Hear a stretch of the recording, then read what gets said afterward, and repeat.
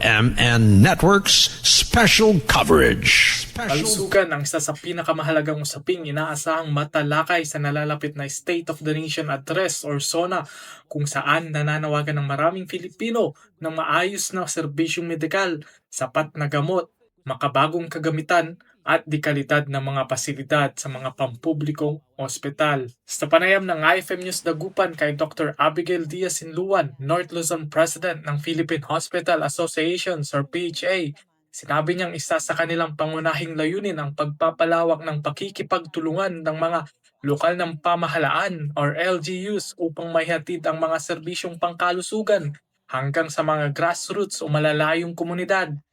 Samantala, ayon sa panayam ng IFM News Dagupan sa ilang residente mula sa lalawigan, isa sa kanilang pangunahing hinaing ang kakulangan ng mga pampublikong ospital, health centers at mga espesyalistang doktor sa kanilang lugar. Dahil dito, kinakailangan pa nilang bumiyahe patungo sa mga bayan o lungsod upang makapagpatingin at makapagpagamot.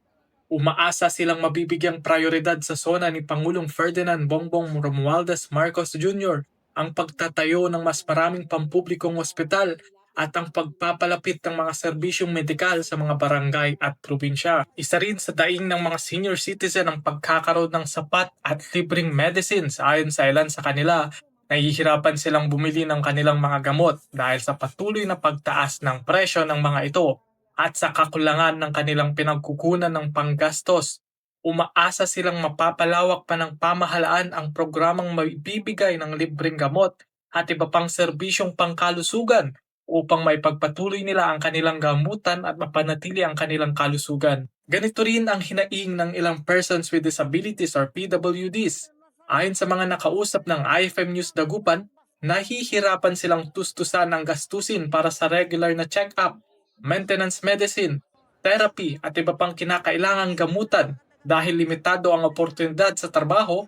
Para sa mga may kapansanan, marami sa kanila ang walang sapat na kita upang matugunan ang kanilang pang-araw-araw na pangangailangang medikal.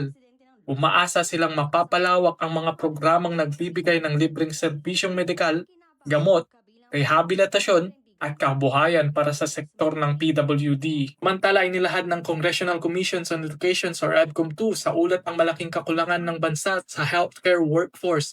Ayon sa komisyon, mayroon lamang 21.2 healthcare workers na bawat 10,000 Filipino, na mas mababa sa rekomendasyon ng World Health Organization or WHO na 45.5 healthcare workers na kada 10,000 na populasyon.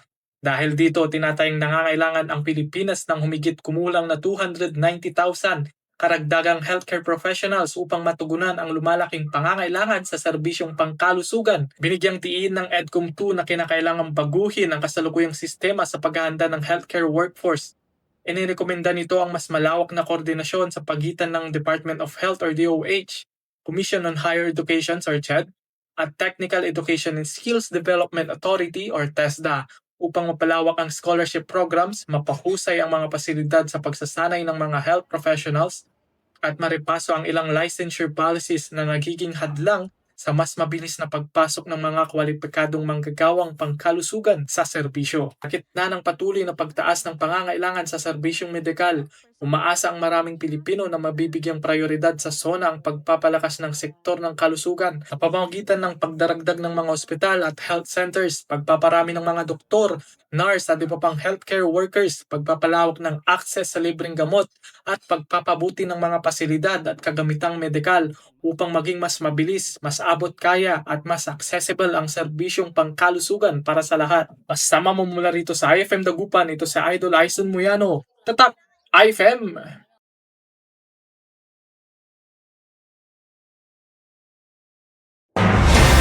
IFM News. IFM News. IFM News.